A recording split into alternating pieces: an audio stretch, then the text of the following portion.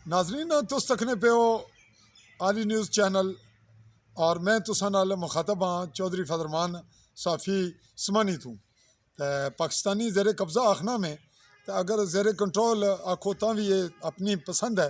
अगर गैर आइनी मेरा को लफ्ज़ है तो मैं उस तू विड्रा हो जाऊँगा और अगर आइनी और मेरा हक है रियासती बाशिंदा दर्जा अवल होने ने हवाले नाल तो फिर कोई बात नहीं, दुए की बर्दाश्त करना पैसी हकायत और सच्चाई।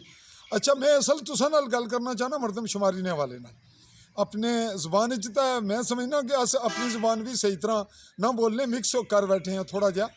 तो मरदमशुमारी ने फार्म आवने पे जिस पाकिस्तानी हुकूमत की तरफों मरदमशुमारी साड़ी होनी है। भी पहली गल तो है कि जम्मू कश्मीर की रियासत है, अलग सुप्रीम कोर्ट, अलग साड़ा वज़ीर आज़म, अलग सदर, अलग आइन जड़ा भी वक्ती मुसलत है असां पर।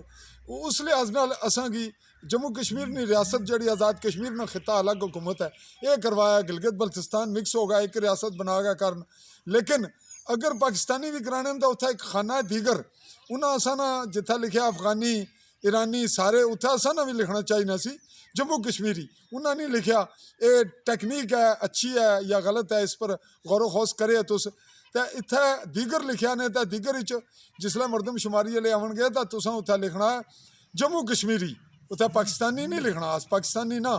तो नंबर 2 इत्थे दीगर जुबाना ने खाने भी तुसां लिखना है, पोठोहारी नहीं लिखना।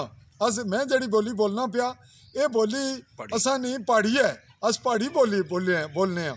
तो इस विच गोजरी भी जुबान असां विच बोलने राजौरी च है, बाकी खित्तियां च इत्थे भी जोड़े लोग उधरों इधरों महाजर हैं वो बोलने इत्थे कश्मीरी इत्थे समानी च मौजूद हैं जोड़े उधरों आए तो इत्थे सैटल हैं, मुजाहिदीन सन या ओवरऑल सन। तो नंबर 2 गिलगित बल्तिस्तानी साड़ी जुबान गिलगिती है, बल्तिस्तानी है, कुछ और जुबाना। इस तरह लद्दाखी लोग जोड़े हिजरत कर गए गिलगित बल्तिस्तान आए वो लद्दाखी बोलने। किरगिल ने लोग हैं उन्होंने अपनी जुबान है, जोड़ा अक्सर चीन है उन्होंने अपनी जुबान है। तो इस तरह जितने लोग असाने हैं जोड़े वादी चन वो प्योर कश्मीरी बोली बोलने।